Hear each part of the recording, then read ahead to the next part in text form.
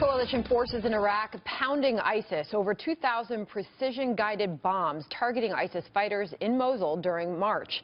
More than 500 a week. The top U.S. Air Force general in Iraq calling the airstrikes the most kinetic phase of the air war so far. Iraq's prime minister now saying it's only a matter of weeks before they defeat ISIS on the battlefield. Senate Armed Forces Chairman John McCain weighing in on the timeline.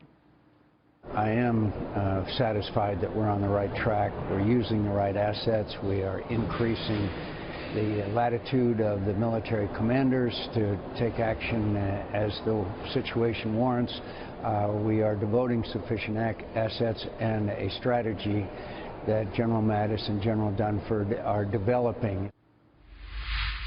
Jillian Turner is a former member of the White House National Security Council staff under Presidents George W. Bush and Barack Obama, and is now a vice president of Jones Group International, and is a Fox News contributor. An all-around busy person, Jillian. Good to have you here. Hi, Sandra. So let's get first to this. This top Air Force general saying Mosul airstrikes mark the most kinetic phase of the ISIS air war so far. Sounds like progress. Yeah, I think it definitely does sound like progress. For the most part, I agree with what Senator McCain, chairman of the Armed Services Committee, just said in that clip. But I would just point out to some folks who are probably wondering the same thing I thought when I heard that is, how can General Mattis and Secretary Tillerson and other military advisors to the president are in the process still of putting this anti-ISIS strategy together. So how can we be carrying out a strategy that hasn't been finalized or approved by the president yet? So that was a little strange. And then, I mean, to John McCain's point, he was basically saying he agrees with what's going on here. We're using the right assets. We're increasing the latitude of military commanders. Right. He had a laundry list of things that he agrees with and likes that he's seeing, but he did talk about the strategy is not fully developed yet. Right. So he's sort of saying we like the direction this is going. But from my perspective, it's not markedly different from the Obama administration strategy in the sense that the United States Armed Forces that are there on the ground are really still touting themselves as support forces. They're trying to shape the battleground inside Mosul. They're trying to support the Iraqi forces that are there. We're still relying on Kurdish-born fighters to help fight ISIS. We haven't really gone all in on a ground war, which is one of the only ways that a strategy could be markedly different. So it's unclear to me exactly where we're going to end up here, but hopefully we'll get to see the strategy very soon.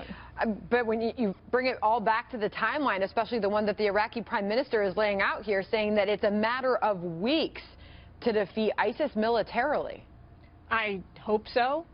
We've been going at it in Mosul for 6 months now. It looks like you know, the United States presence there did a lot to help with eastern Mosul. We're now focused on western Mosul. The problem, as always, is that ISIS is remarkably adaptive. And what they're doing on the ground now is largely responsible for these huge civilian casualty numbers I saw you were talking about earlier. We're seeing so many civilian casualties because they're making sure it happens. They're constantly figuring out new ways to make sure that the most vulnerable members of society are targeted and killed. And that's kind of their calling card all around the world. So let's talk about some of the changes that we are seeing under President Donald Trump. He's added this well-respected Russia scholar. Her name is Fiona Hill.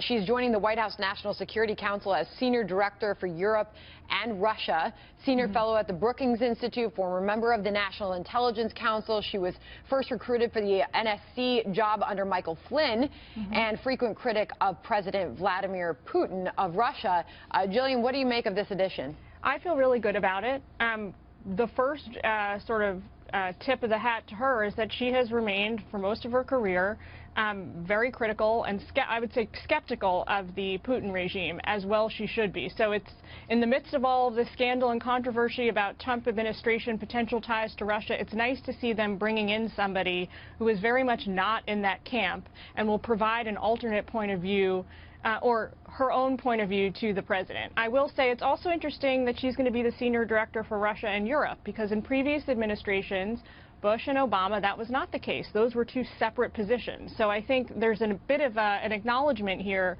that the two issues are interrelated. We're going to have to work closely with Europe, with the EU and the UK and NATO in order to combat the threat that Russia poses to us. So I like all of that. And I would also add that it looks like she had previous experience at the NIC, the National Intelligence Council, right. anyone who comes out of there is A-OK in my book. There you go. All right, Jillian Turner gives her a thumbs up. All right, thanks for joining.